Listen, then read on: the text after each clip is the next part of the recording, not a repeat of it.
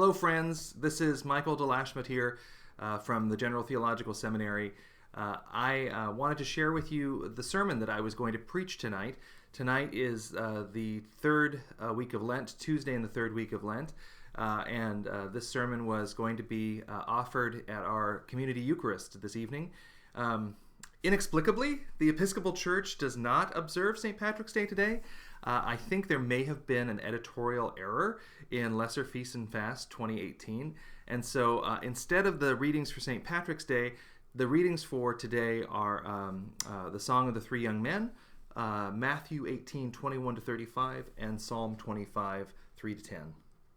I hope that this sermon helps you feel a little bit more like we're observing our normal rhythms here of formation and education, even though we're in the midst of this prolonged period of social distancing. So here we go. I wonder if any of you have ever loved a story so much that the story just stuck with you after you put the book down or the movie ended. Maybe as a child, you would play pretend or act out scenes from a favorite show. When I was a kid, my sister Diana and I would stage massive Spider-Man battles in our parents' living room. And as the younger sibling, I somehow always got stuck playing the role of the hapless baddie. And invariably, I would end up trapped in an impromptu spider web made from my mom's loosely knitted Afghan blanket.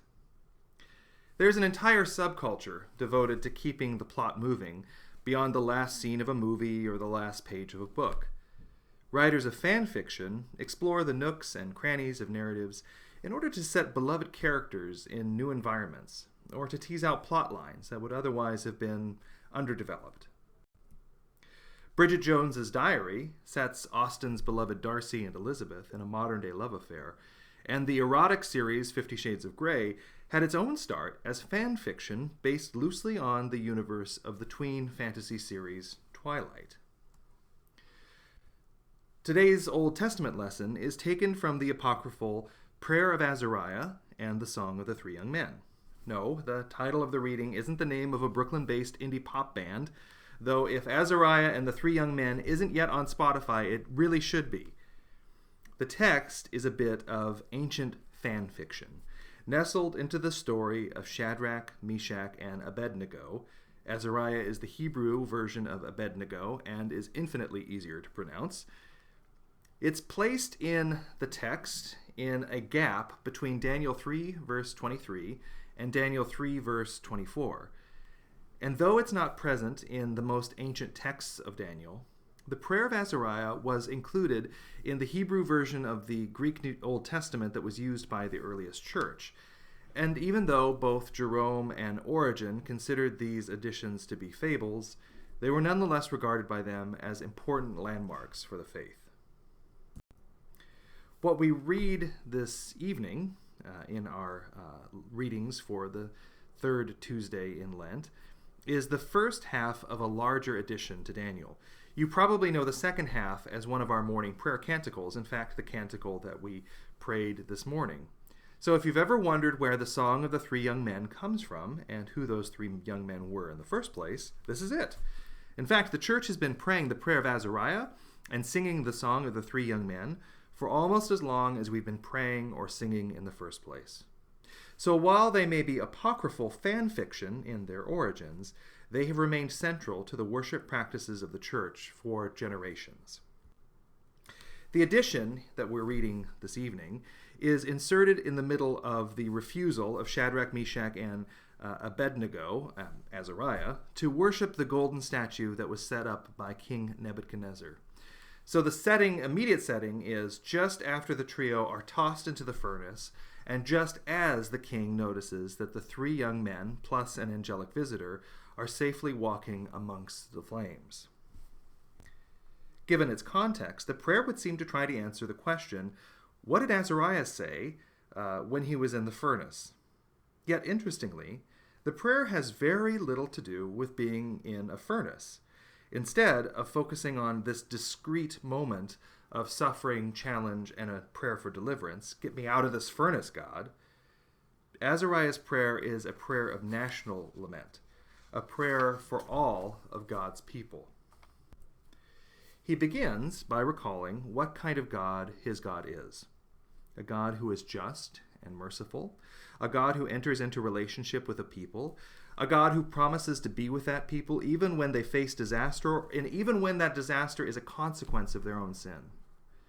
Through his prayer, he confesses to the unfaithfulness of God's people, presumably the unfaithfulness that contributed to their exile in Babylon in the first place. He acknowledges the justice of God in punishing his people, and he asks God to remember the dire plight of God's people and to restore them, in order that their enemies might know that the God of Israel is the one true God. The fruit of the prayer, as it were, is a request for God to be with God's people in the perilous times and to deliver God's people in the same way that God has provided deliverance in the past.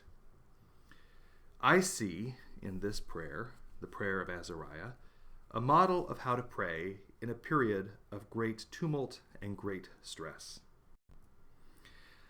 I don't know about you, but I feel like I am in the proverbial furnace right now. Yet as nervous and scared as I may be, I know that I'm not the only one who's hurting. Tens of millions of people are going to get sick with this virus, and around the world, thousands will die. Our global economy is in a kind of yo-yo freefall. Schools around the country are closed for months. Throughout the world, there are bans on public gatherings. In New York City, now our museums and theaters and libraries and schools and restaurants and bars and gyms and other venues are shut for at least 8 weeks. Our family had our last evening meal out last night in an empty ramen restaurant on 14th Street. The economic, social, and spiritual consequences of this moment are going to be felt for a very long time. So we are in the flames, and for the most part, there is nothing that we can do about it. Nothing, that is, except for prayer. I look to Azariah as a model of how to pray to God on behalf of myself, my community, my nation, and the world in a time of great tumult and uncertainty. As the flames of this moment in human history seem to be growing around, I pray for God's deliverance, for God's mercy, and for God's forgiveness. And I pray not only for this time of uncertainty and anxiety and fear, but also for the long road to recovery that lies ahead. And I pray that we may learn from this moment how to work with one another in the power of God's redeeming love to create a better and more just and more loving world when the fires die and our deliverance comes, as it surely will. Amen.